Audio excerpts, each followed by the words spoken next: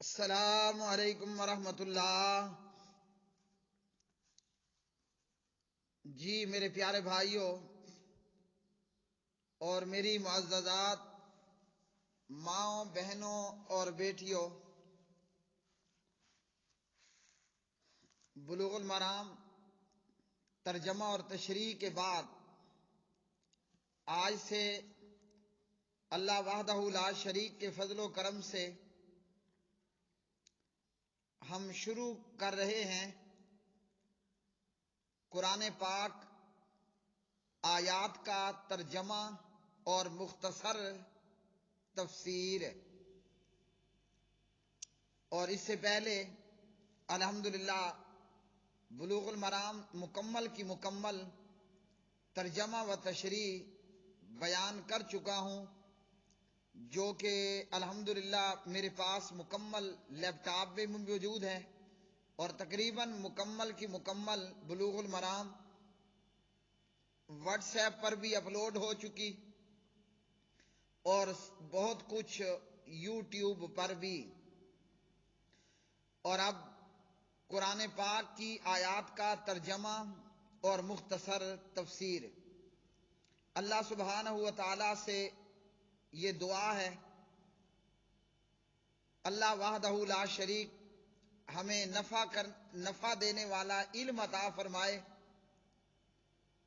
اور اللہ رب العالمین ہمیں پاکیزہ رزق عطا فرمائے، اور قبول ہونے والے اعمال اللہ وحدہ لا شریک ہمیں عطا فرمائے۔ وہ علم اللہ عطا فرمائے جو ہمارے لیے قبر و آخرت میں، دنیا آخرت میں نفع کا باعث ہو۔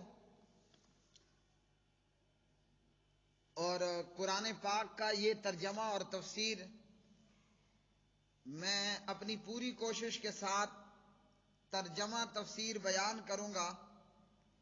المصباح المنیر تہذیب و تحقیق تفسیر ابن کثیر سے، اور اسی طرح اپنے استاد محترم حافظ عبدالسلام بن محمد حافظہ اللہ تعالی کی ترجمہ تفسیر القرآن الکریم سے، اور اسی طرح یہ سبق ترجمہ تفسیر واٹس ایپ پر بیان ہوگی، تفسیر احسن البیان وغیرہ سے۔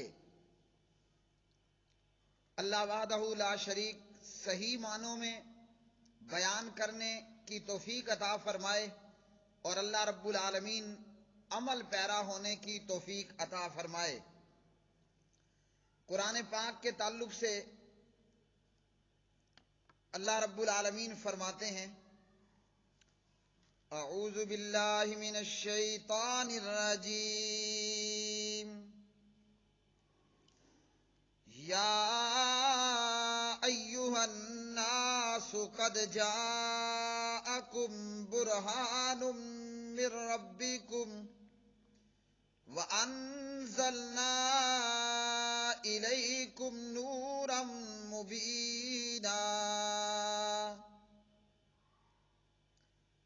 اے لوگو، تمہارے پاس تمہارے آقا و مالک کی طرف سے ایک کھلی دلیل آ چکی ہے، اور ہم نے تمہاری طرف واضح روشنی اتاری ہے۔ فَالَّذِينَ آمَنُوا بِاللَّهِ وَاعْتَصَمُوا بِهِ فَسَيُدْخِلُهُمْ فِي رَحْمَةٍ مِّنْهُ وَفَضْلٍ وَيَهْدِيهِمْ إِلَيْهِ صِرَاطًا مُسْتَقِيمًا۔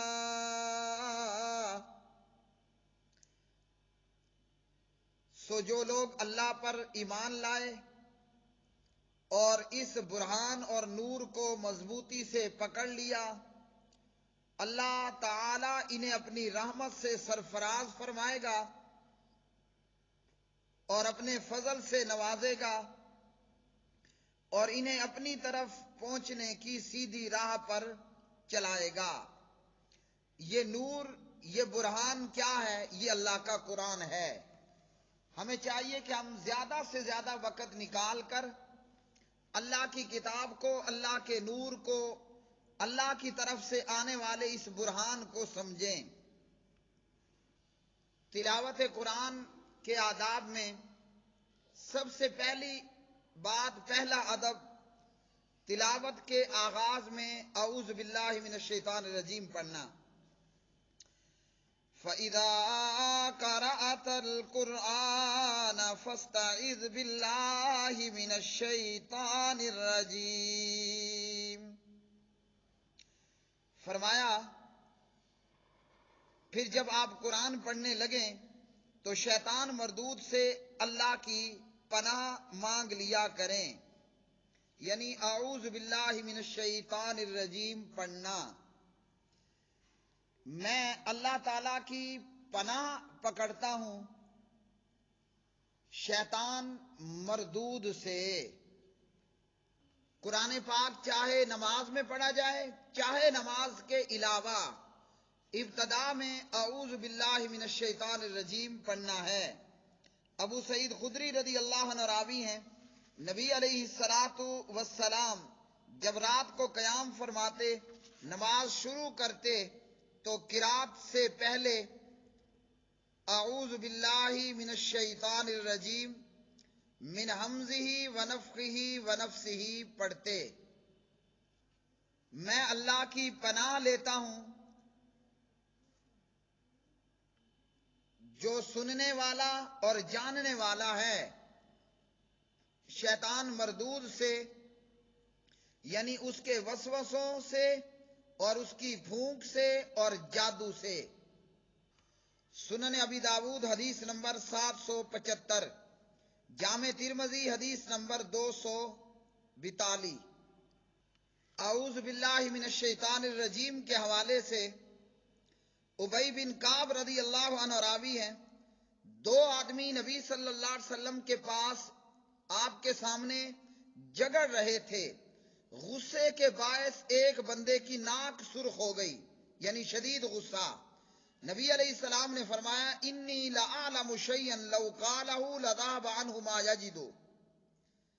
میں ایک ایسی چیز جانتا ہوں کہ اگر یہ اسے پڑھ لے تو اس کا یہ غصہ ختم ہو جائے گا، اور وہ ہے اعوذ باللہ من الشیطان الرجیم۔ پتہ چلا غصے کے وقت اعوذ باللہ پڑھنے پر شیطان مردود دفع ہوتا ہے، اور غصہ شیطان کی طرف سے ہے تو بندے کا ٹمپریچر نارمل ہو جاتا ہے۔ السنن الکبری للنسائی، کتاب عمل الیوم واللیلہ۔ یہاں شیطان کو رجیم کہا گیا۔ رجیم فعیل کے وزن پر مفعول مرجوم کے معنی میں ہے، یعنی جو ہر قسم کی خیر سے دور ہو، جو ہر قسم کی خیر سے دور ہو۔ استعاذہ اعوذ باللہ کے تعلق سے امام راضی رحمہ اللہ نے عطا بن ابی رباح کا قول نقل کیا کہ جو شخص بھی نماز کے اندر یا باہر قرآن پاک کی تلاوت کرنا چاہے اس کے لیے اعوذ باللہ پڑھنا واجب ہے۔ اور دلیل ان کی دلیل کیا ہے؟ فاستعذ باللہ، آپ پناہ مانگیں، اور چونکہ یہ امر کا صیغہ ہے تو بظاہراً یہی معلوم ہوتا ہے۔ اور اسی طرح نبی علیہ السلام ہمیشہ تعوذ پڑھا کرتے تھے، اور یہ اس لیے کہ شیطان کے شر کو دور کیا جاتا ہے۔ استعاذہ یعنی اعوذ باللہ پڑھنا واجب ہے یا مستحب ہے؟ تو جمہور علماء کرام کا مذہب یہ ہے کہ استعاذہ مستحب ہے، واجب نہیں ہے۔ اعوذ باللہ من الشیطان الرجیم پڑھنے کے فوائد، کہ اس کے ساتھ انسان اللہ تعالیٰ کے کلام کی تلاوت کے لیے، کلام اللہ پڑھتے وقت، تلاوت کرنے کے وقت جب بندہ اعوذ باللہ پڑھ لیتا ہے، اعوذ باللہ من الشیطان الرجیم، تو اپنے منہ کو لغو اور بیہودہ گفتگو سے پاک کر لیتا ہے جو اس نے کی ہوتی ہے۔ اعوذ باللہ من الشیطان الرجیم کے معنی یہ ہوئے کہ میں اللہ تعالیٰ کی بارگاہ میں شیطان مردود سے پناہ لیتا ہوں کہ وہ دین یا دنیا میں مجھے کوئی نقصان پہنچا سکے یا مجھے اس کام سے روک سکے جس کے کرنے کا حکم دیا گیا، یا کسی برے کام پر ابھارے جس سے مجھے منع کیا گیا، کیونکہ شیطان سے انسان کو صرف اللہ تعالیٰ ہی بچا سکتا ہے۔ پیارے بھائیو، شیطان ایک ایسا دشمن ہے جو رشوت نہیں لیتا۔ شیطان رشوت خور نہیں ہے۔ کئی دشمن ایسے ہوتے ہیں کہ آپ ان کو رشوت دیں تو وہ آپ کو چھوڑ دیں گے۔ کئی دشمن ایسے ہوتے ہیں آپ حسن سلوک کریں وہ آپ کو چھوڑ دیں گے، لیکن شیطان نہ رشوت قبول کرتا ہے نہ حسن سلوک کو قبول کرتا ہے۔ آپ اس کے ساتھ جتنا حسن سلوک کر لیں یہ آپ کا برا چاہے گا، جتنی رشوت دے لیں رشوت قبول نہیں کرے گا۔ لفظ شیطان کی وجہ تسمیہ، شیطان کا لفظ عربی زبان میں شاطانہ سے ہے جس کے معنی دور ہونے کے ہیں، تو شیطان کو شیطان اس لیے کہا جاتا ہے کہ وہ اپنی طبیعت کے اعتبار سے انسانی طبیعتوں سے اور اپنے فسق کی وجہ سے خیر و بلائی سے کوسوں دور ہے۔ یہاں بعض لوگ کہتے ہیں کہ ہمیں نمازوں میں وسوسے بہت زیادہ آتے ہیں، تو نماز میں قرات شروع کرنے سے پہلے آپ اعوذ باللہ السمیع العلیم من الشیطان الرجیم من ہمزہ ونفخہ ونفثہ پڑھ لیں، وسوسے نہیں آئیں گے۔ اور اگر دوران نماز وسوسے آئیں یا آپ کو جماعیاں آئیں، بائیں طرف 3 مرتبہ تھوکیے، اعوذ باللہ من الشیطان الرجیم پڑھ لیجئے، وسوسہ آنا دور ہوگا، شیطان دفع مردود ہوگا۔ اللہ سبحانہ و تعالی عمل پیرا ہونے کی توفیق عطا فرمائے۔ وآخر دعوانا ان الحمد للہ رب العالمین۔